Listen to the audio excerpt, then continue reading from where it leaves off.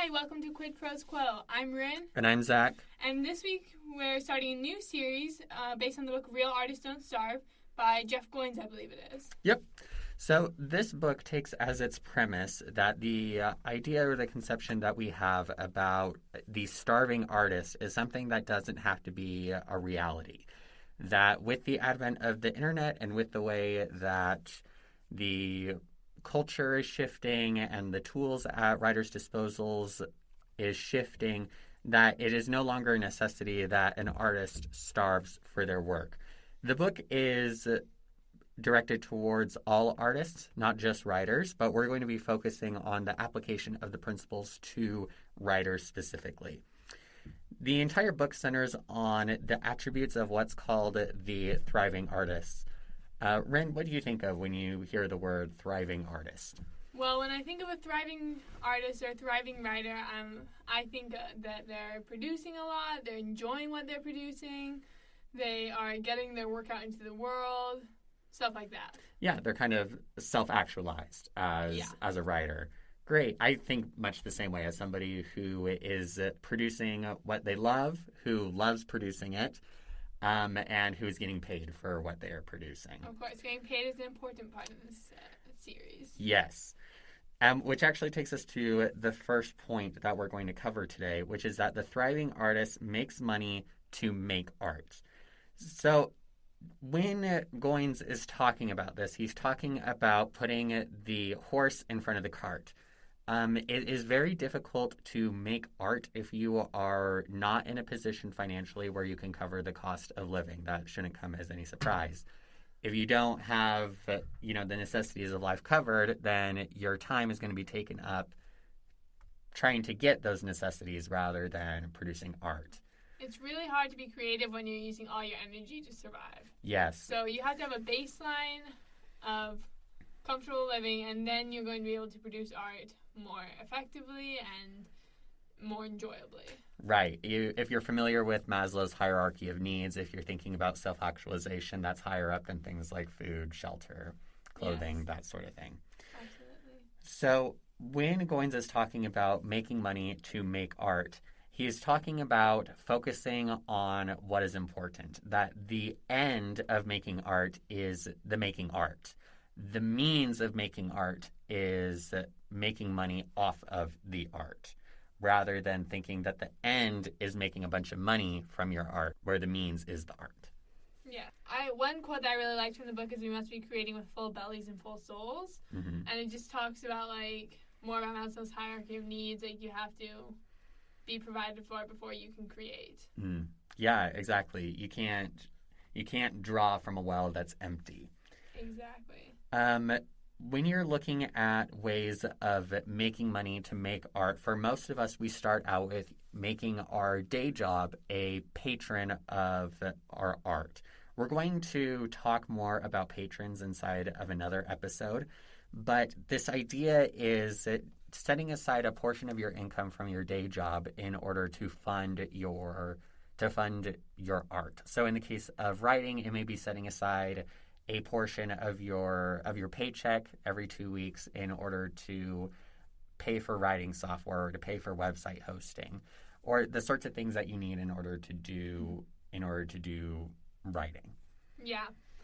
It's important to remember that sometimes you don't.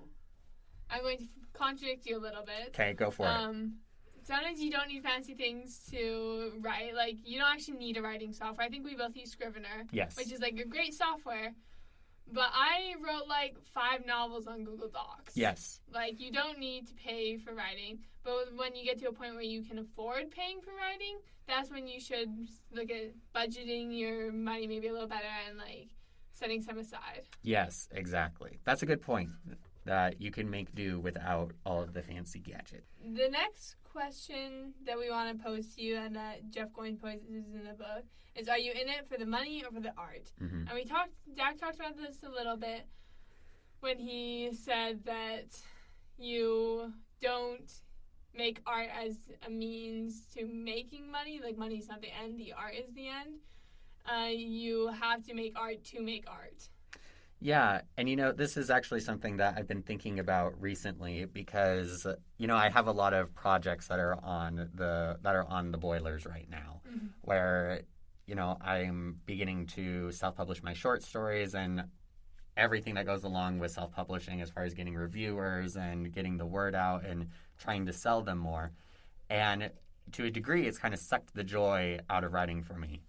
And so recently I've been trying to, rekindle the joy of writing, where I'll just write kind of dumb little snippets where it's like, nobody will ever read this and it's just for me and it's just fun. Yes.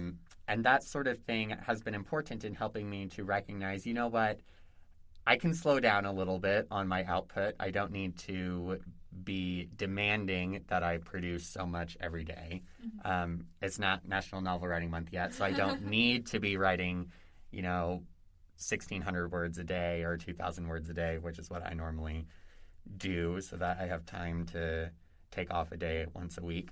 You said you're doing like dumb stuff that's just like silly just for yourself. I'm such a big proponent in doing self-indulgent writing. Yeah. Like someone said the quote, I don't know who, but if the book you want to read is not in the world, then you have to put it into the world yourself. Yes. Something along those lines. So like most of my projects start out as super self-indulgent writing, and it's just like it makes it enjoyable. It does mean I like draft 1 more than any other part of the writing process. I'm in draft 2 of Witch's Blood right now, and it is not as much fun as draft 1 was. Yeah. But it's still fun, so I'm still enjoying it. Yeah, the second point that Goins brings up is that the thriving artist masters many crafts. Again, going back to adages that we've heard but can't quite cite, I recall reading somewhere that every writer needs a librarian friend because the librarians know where to find all the information. And one of the wonderful things about librarians is that they have a broad knowledge base and they know where to go to find more in-depth information.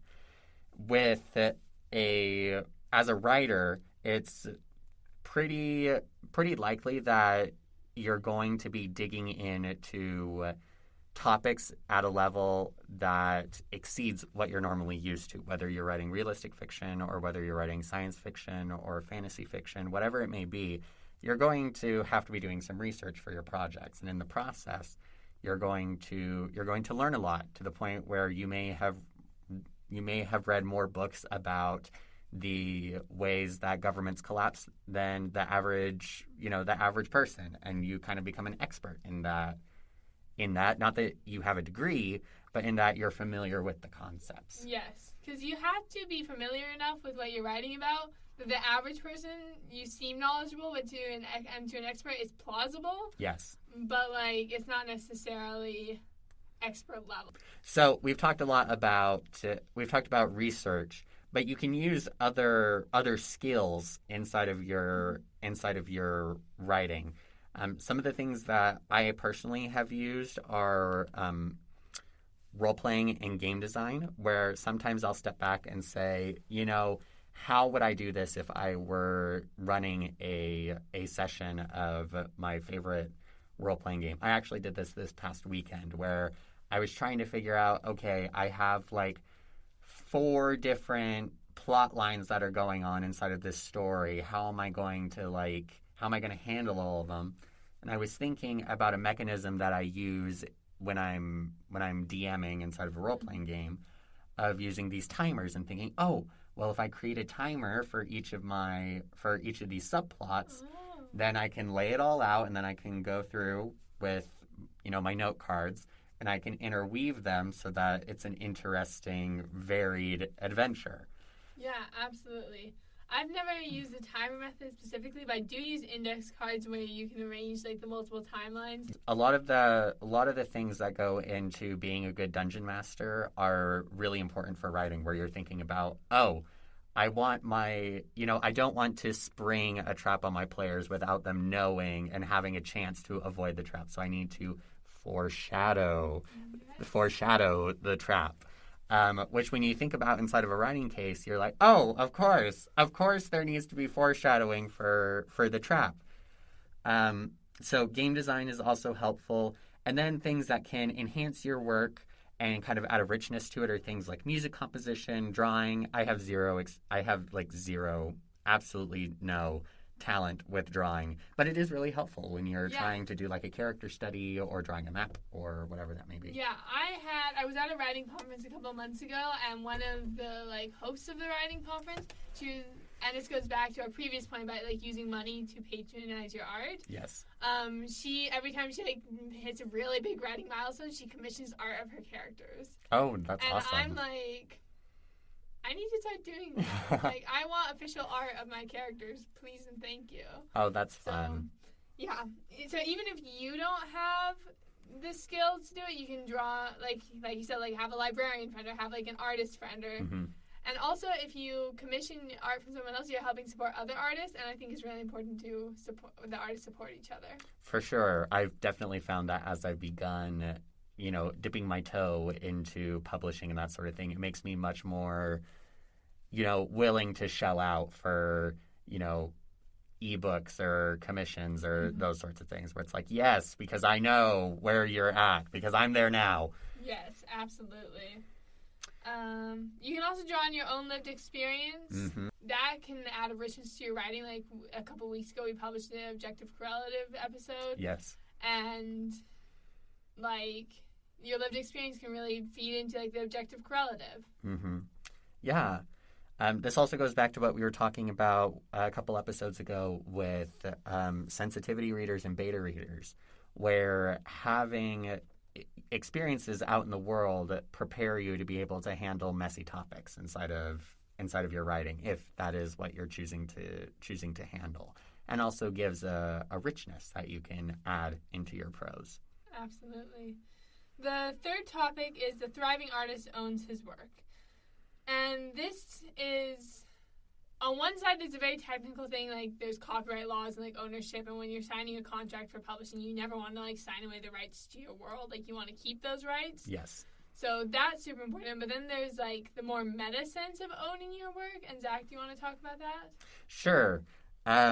If I might add a little something and explain why there's this cryptic note inside of our show outline. I was thinking of the example of Taylor Swift. Okay. I am not a Swiftie, so I needed to go to a family member who is a Swiftie to be like, hey, can you explain this to me? Because I did not understand what the big deal was with the re-release of all of these all of these old songs. The re-recordings, Taylor's version. Yes. I am a Swiftie. I don't know if you can tell.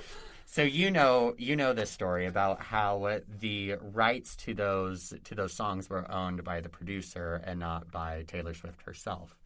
And so these re-recordings were a way of her being able to own her work inside of a legal sense to be able to profit off of them to a greater extent. Is that about right? That's about right. There's more to it, but she owns some of the rights, but not all of the rights. Yes. She owned the songs themselves, but not the recordings of the songs. Yeah. So it was complex. It was messy.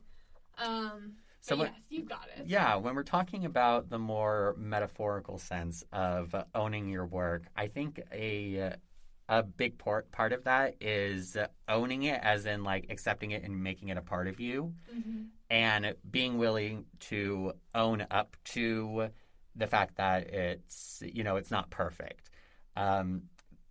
Recently, I was looking through a novel that I wrote years ago, which I have decided not to pursue any further, but to use as kind of a mine to pull out elements for other projects. And as I was reading it, I was, that thing that where you're reading over your own writing and it's just nails on chalkboard because you're ooh, wow, I am so much better than that now. Exactly. But the thing that I was recognizing was that, it's not horrible. It's not, it's not as good as I would be able to do now, but I can own it and say, yes, this is mine. And I've grown a lot since then. And this is, the same because even as you publish books, you're going to continue to grow and develop as a writer to the point where you get to, your fourth or fifth book and you look back on the first one and you're like, oh my goodness, I made some errors in there. But it doesn't change the fact that it's published and that it's out there and that it's making you money. So there's nothing to be ashamed of there. And I think that's one element of owning your work. And you hear published authors say this all the time, especially after they've published like several books. They're like, "Oh, I wish I hadn't published my first book. Like, it's just not as good as what I can do now." Like, so there's no shame in where you were as a beginner. I think another part of it is not comparing your work to other people's, both in the drafting stage and in the final stage. Because, another adage, we just love these unquotable adages where it's the don't compare your work in progress to somebody else's finished product, because it's not a fair comparison. But even by the same token, you don't want to compare your finished product to another person's finished product, because it's not you. And even if you were to go back and rewrite, somebody else's project, you would do it differently. Even, I am currently listening to The Name of the Wind, which has gorgeous, gorgeous prose. And I really enjoy the prose and really enjoy the experience of listening to it. But I don't compare my prose that I write with Patrick Rothfuss's prose, because we have different styles, we have different life experiences, and we have different expectations. If I were to go and rewrite my own version of The Name of the Wind, it would be different than the way that Rothfuss puts it. And that doesn't necessarily make it worse, it just makes it mine. Different is not bad. Yep. And diversity of work is a good thing. Mm-hmm. Like, if everyone was writing the same stuff, like, as great as Shakespeare is, like, if we only ever had Shakespeare to read, we would probably get a little sick of it. Yeah. Like, for sure. Even though he's, like, the greatest playwright of all time, like, you still get bored. So we want to add, like, more diversity into the world of creativity.